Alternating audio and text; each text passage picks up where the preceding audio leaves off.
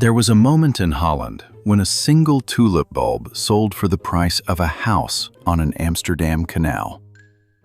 Not a metaphor, a house. People mortgaged their farms to buy flowers they would never see bloom. This is Libromastro, history's accounts. Every empire kept a ledger. We open them. The tulip arrived in Western Europe from the Ottoman Empire in the mid-1500s, carried by botanists. One of them, Carolus Clusius, planted bulbs in Leiden around 1593.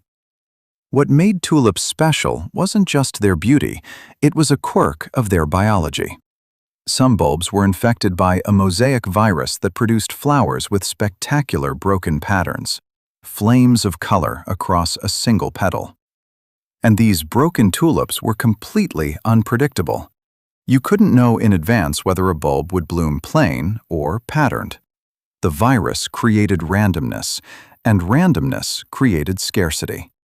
A bulb that produced a famous variety, the Semper Augustus, red and white flame on every petal, was genuinely rare. You couldn't breed for it. You could only wait and see.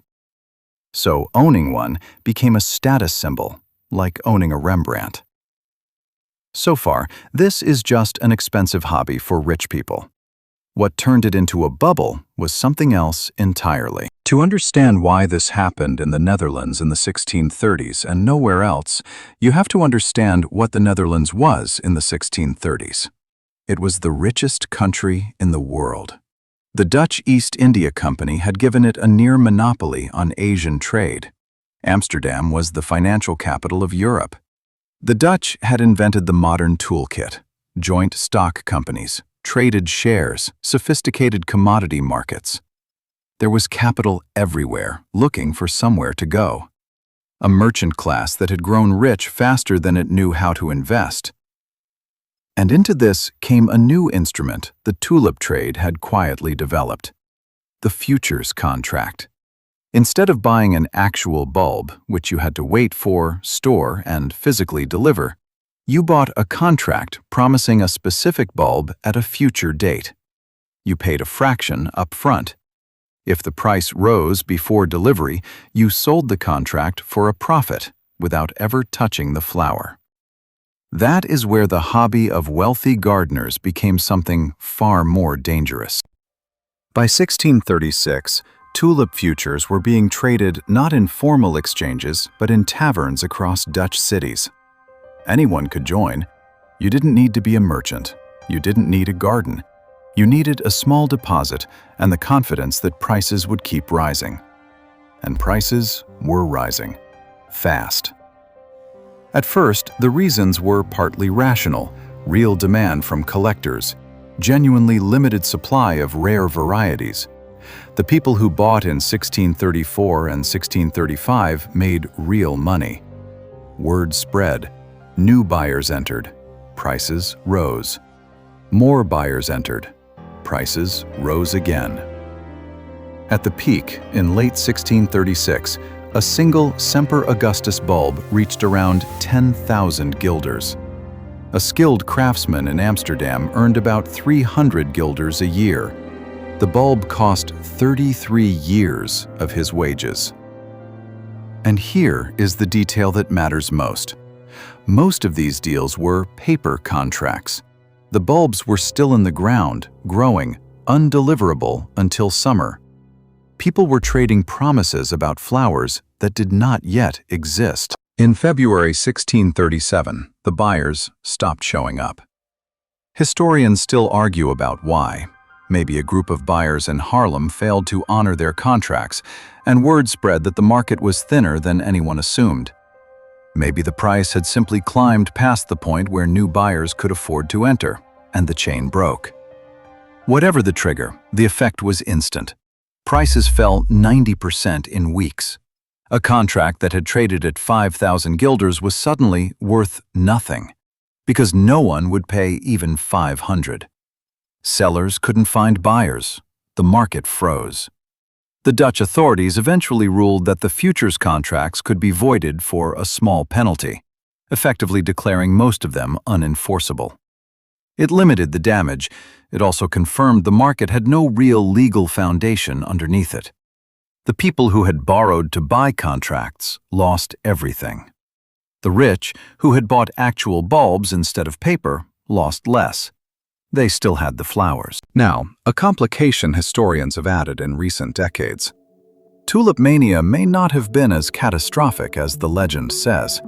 The classic story, thousands of Dutch citizens ruined, the economy devastated, comes mostly from pamphlets written after the crash by moralists with a point to make about greed.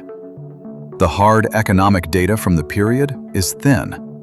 What we can say is this: the crash was real, and real people lost real money. But the Dutch economy did not collapse. The trading company kept trading.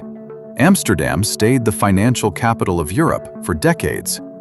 The damage was largely contained to the speculators directly involved. It was severe for those caught in it. It was not a systemic crisis. What makes Tulipmania matter isn't the scale of the damage, it's the pattern it left behind. A new instrument adopted faster than the rules could handle it. Prices that detached from any rational value. A self-feeding loop of rising prices pulling in new buyers until the buyers ran out. That pattern would repeat.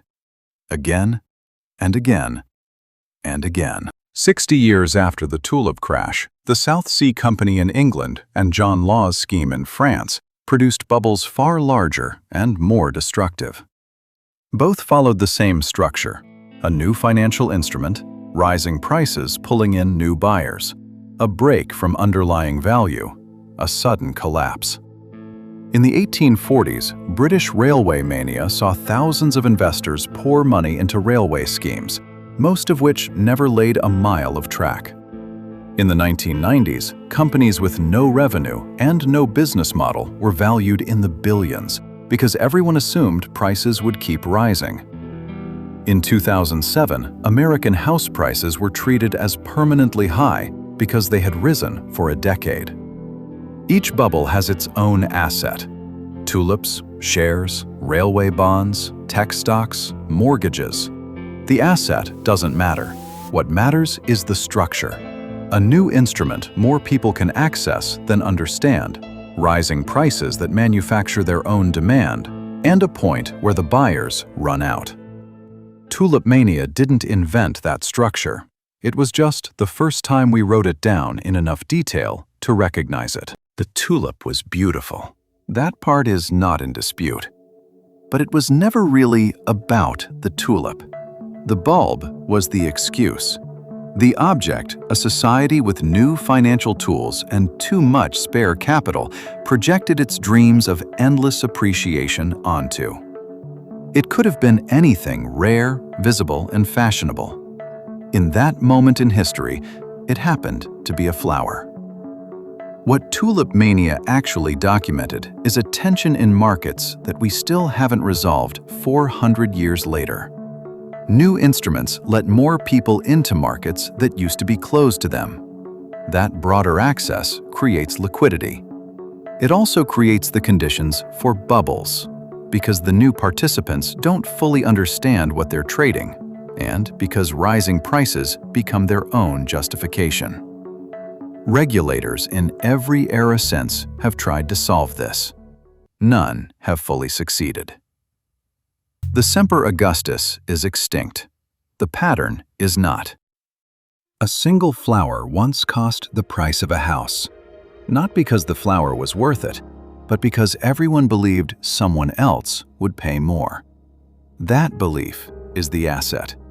It always was. Every bubble since has been the same trade, wearing a different costume. The tulip just wore it first. This is Libromastro, History's Accounts.